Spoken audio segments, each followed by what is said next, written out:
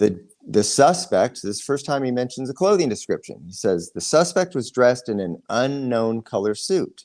Describes him as a male black, medium complexion, short hair, receding hairline.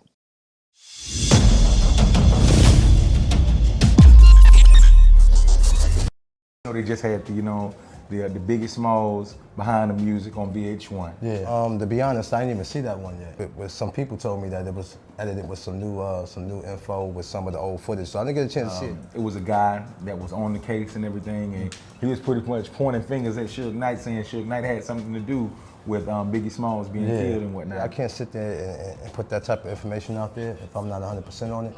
But at the end of the day, man, his name keep coming up in that. Of course, it's not a good situation, and I ain't gonna act like it's a good situation, but it is what it is. Till we come down to the bottom of it and see what it is, it's definitely not nothing to talk about as far as blogs and internets and situations like that. That's a real deal situation. My man lost his life, you know what I mean? So at the end of the day, we're gonna see what it is. Now, you were actually in the car when all this went down, right? Yeah.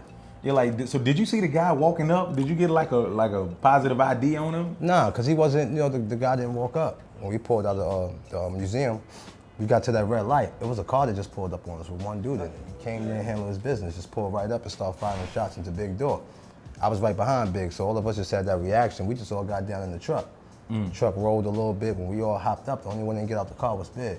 You know what I mean? Then we all ran to the front of the seat, try to talk to him, try to keep him up. And security jumped in our car that knew where the hospital was, and we just drove to the hospital from there.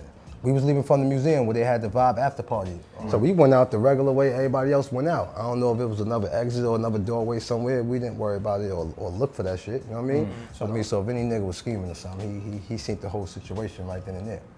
Where he had been shot and killed over the weekend in the latest round of violence that has plagued and sadly come to symbolize a style of music that has captivated millions of Americans. You didn't think that nothing was gonna happen like that when you got the fire department, police, you got all type of security out there. That's the last thing you think that something that was gonna happen is Big getting killed 2 minutes later, you know what I'm saying? So yeah, go on. Do you want to start with Little Cease? Yeah, Little Cease. Okay, so Little Cease, he never ever says there's a bow tie. First of all, so that's very important for your listeners to know. Little Cease never says he saw a bow tie. Little Cease, he says he saw a guy from like here up, right? And he tries to describe the guy. He goes, dude, a shot was fired, a glimpse over there. I see a guy, I look towards his face, and I duck down, like, oh shit, like that. It's instantaneous. So he gets this quick little glimpse. He says what he, remembers, and I'm going to demonstrate for you because this is important to understand. Right. He says, the driver's left hand was high on the steering wheel, I'll let you know, so he can see the left hand above the door panel. The left hand is up on the steering wheel, so approximately at like shoulder distance, right? Right. It says the right hand with the gun is over like this. So you've got this, right? Right. Or this. More likely this, because he says he can only see the guy from like, the bridge of the nose up. Right. So boom, boom, boom, boom, boom. This is what Little Cease would have seen. Sees the guy's arm on the steering wheel, the other hand with the gun is pointing out the window, and he sees a glimpse of this guy's face from here on up. And he tries, he does his best to try to describe him, what his brain captured in that instance, and he gives the story. So here's Little Cease's statements, right? So this is his first interview. His first interview with law enforcement happens at the Universal Sheraton at 5:20 in the morning. So we're like, almost 5 hours later. He's left the hospital. He's over here at the Universal Sheraton. A couple patrol officers get there. They interview him. He says that when they were stopped at the stoplight when a large forest green, American-made four-door pulled up. It pulls up alongside the passenger side of our vehicle. The witness, Little Cease, sees the driver, the occupant, produce a stainless steel or chrome-plated handgun and fire approximately 7 times in the vehicle's direction. It's a very, simple interview, and he provides simple information. That's at 5:20 in the morning. And then detectives go to and those are patrol officers that went over there and talked to him at 5:20 in the morning, patrol officers. And then the second interview, same day, happens at 12:30 noon, just after noon.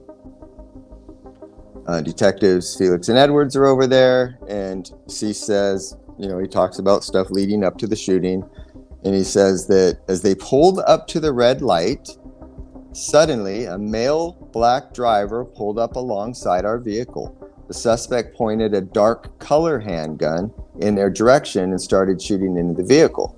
So you already see between this, just 6 hours apart, there's already a different description of the gun. One, he says it's a stainless steel or silver gun.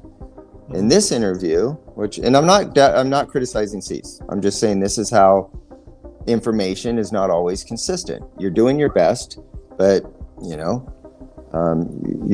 memory sometimes is a fickle thing. He says he pointed a dark color handgun and started shooting. Little Cease immediately ducked down.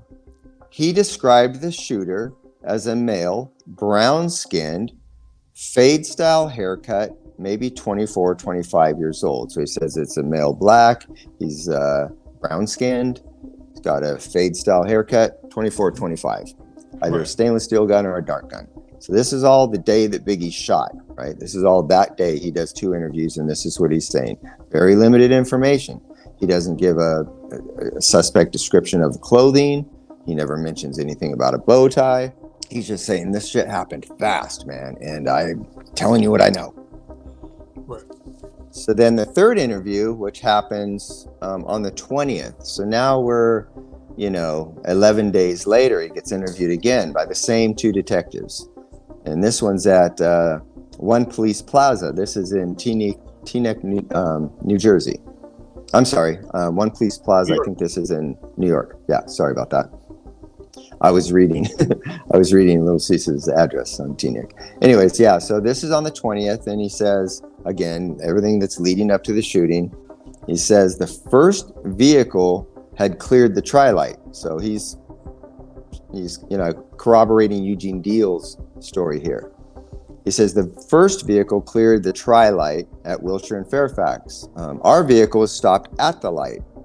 Now, a dark color car drove up along the right side of our vehicle, and the driver started shooting. He heard about 7 or 8 shots. He looked towards the suspect's face. After the shooting, everybody jumped from the vehicle, right? Everybody jumped out of the car, right? And then, so again, just limited information, no clothing description, no bow tie, nothing like that.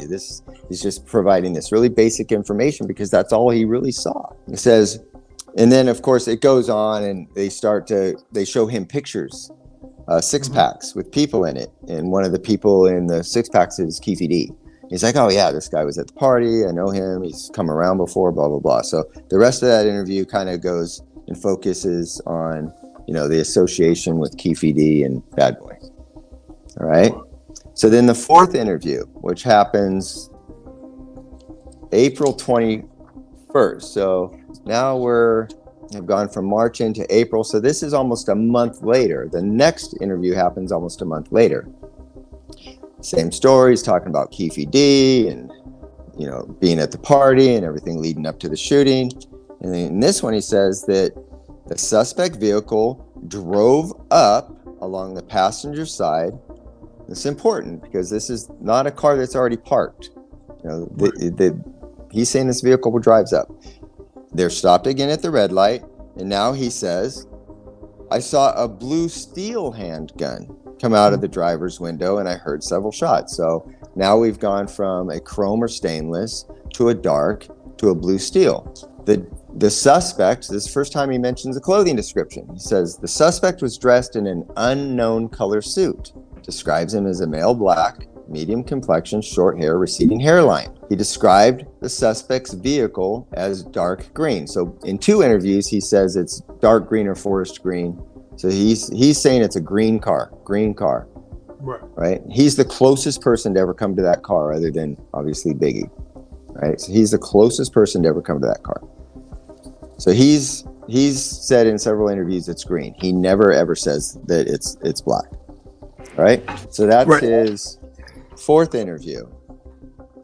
Now his 5th interview, his next interview, happens all the way in June. right? And so now you're, you know, however many months, 3 months later, right? Right. And basically, and this is Detective Poole doing this interview, by the way. So this is Wow. Detective Poole and his partner, the lead investigator, Fred Miller. Now Mhm. they're interviewing Little C's, and this interview is happening at the LAPD police station. Same story, male black, receding hairline, car pulled up to us. We were behind Puffy.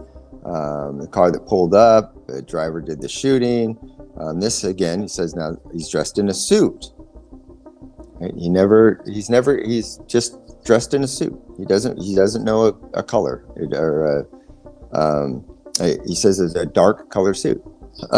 He says that the guy kind of had the same complexion as him. So I guess that's a medium complexion. In his mind, he's medium complected because he's already said this guy has medium complexion. He says now in this one, it appeared to be a 9mm. And it looked like it was silver. So he's flip-flopping back and forth on the color of the gun. It's silver, and then it's dark, and then it's blue steel, and now it was chrome or stainless, and then it's dark, and then it's blue steel, and then it's silver again. So the gun thing is a little bit of an inconsistency, and again, not judging. I understand this shit happens, and you know, you're just doing your best. So they show him a bunch of photo lineups, and he can't pick anybody up. He can't pick anybody out in this interview. So the next interview is another photo lineups, and this happens all the way in 1998 now.